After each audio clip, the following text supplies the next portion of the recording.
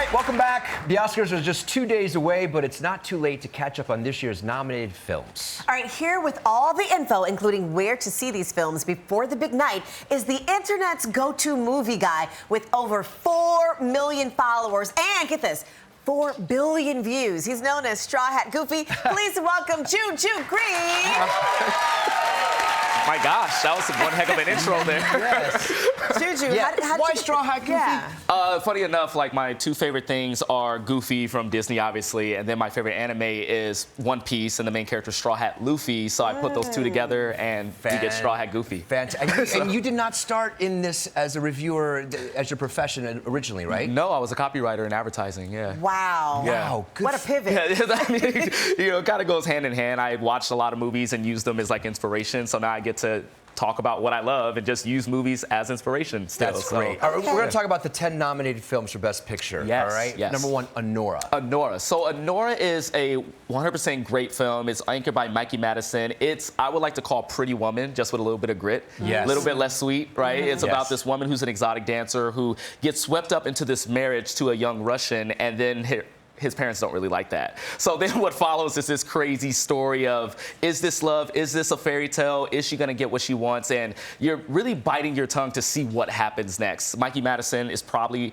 a good pick to do Best Actress. Right. She just won a SAG award, and just that entire movie is just absolutely fantastic. It's getting a lot of buzz. It's getting a lot of buzz. I feel like it's thought rising to the top of she Best was Picture. fantastic, and the director, Sean Baker, to me, makes some of the most interesting films, often uses non-actors in the supporting roles. Yes, yes. Which I think is, it makes it just that, much more grittier and real. A couple of which we hope got some Best Actor nominations as well. You know, they were that good. And where can we see this film? The movie is in theaters right now on a re-release, and you can also buy and rent it on streaming platforms. The Brutalist. The Brutalist. So this story it's one heck of a story because, one, it has great cinematography anchored by Adrian Brody. Yes. It is about a Holocaust survivor who's also an architect who flees America to rebuild his life. But also he wants to make a building because that's like his dream, to make a building in America. It's a story of perseverance. Adrian Brody, he's such a good actor that they said that his accent was too authentic. That was actually in the news, and that's how great he is. So this is probably the logical choice in the front runner for Best Picture, in my opinion. And where can we watch that? You can watch this movie in limited release as well. It's a 3.5-hour movie, so there's an intermission when you go and see this movie. Also 4 hours if you count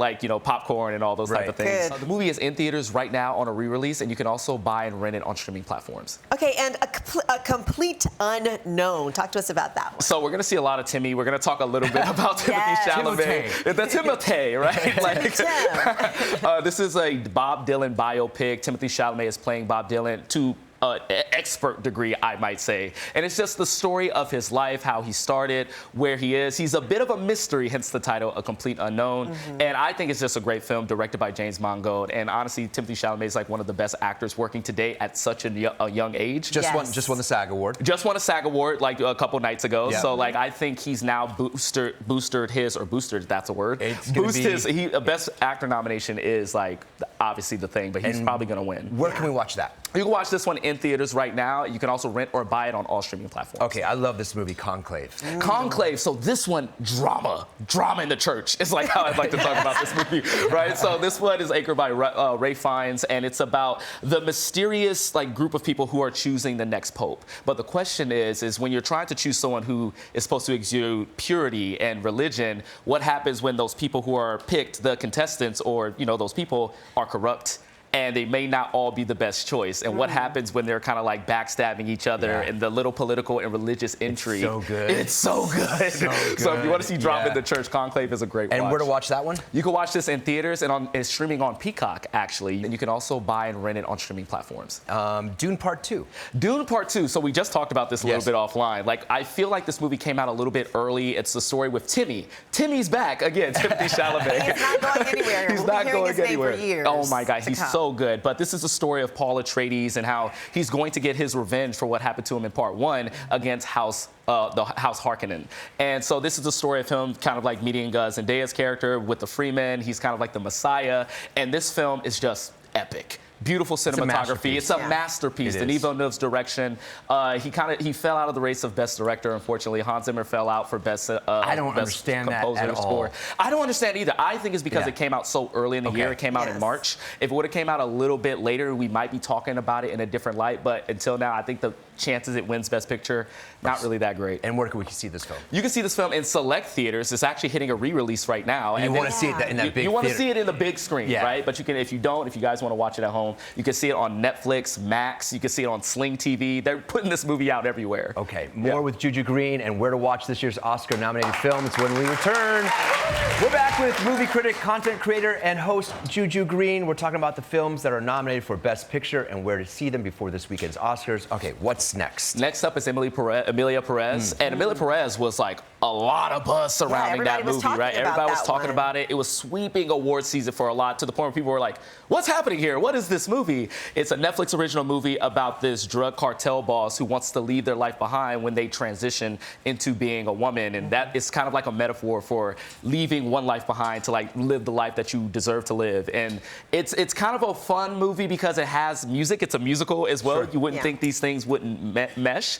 And like we talked about, it was a big front runner for a long time. I think it is since falling out of that race. But Zoe Saldana as Best Supporting Actress. Oh my God. She's a lock? I think she's a lock. She's been, when I say sweeping award season, she's been sweeping it up. And where to watch that? The movie is in theaters right now on a re-release, and you can also buy and rent it on streaming platforms. Netflix original movie. And what about I'm Still Here? Give us that one. I'm Still Here is an international film. I think this one is a lock for international film. It's Best Picture, not as much. This one is about a woman in Brazil whose husband is a congressman, and then a coup happens within the country, and then her husband is forcibly disappeared. And she has no idea why. So the story follows her trying to keep her family together, as well as dealing with the aftermath of that, as well as trying to get justice. It's an autobiographical movie as well. It's based on their memoirs. So watching that movie, if you want to cry, it will make you cry. Yeah, and we had Fernanda Torres on the show. She's amazing. Oh my God. And where to watch that one? It's in limited release in theaters right now.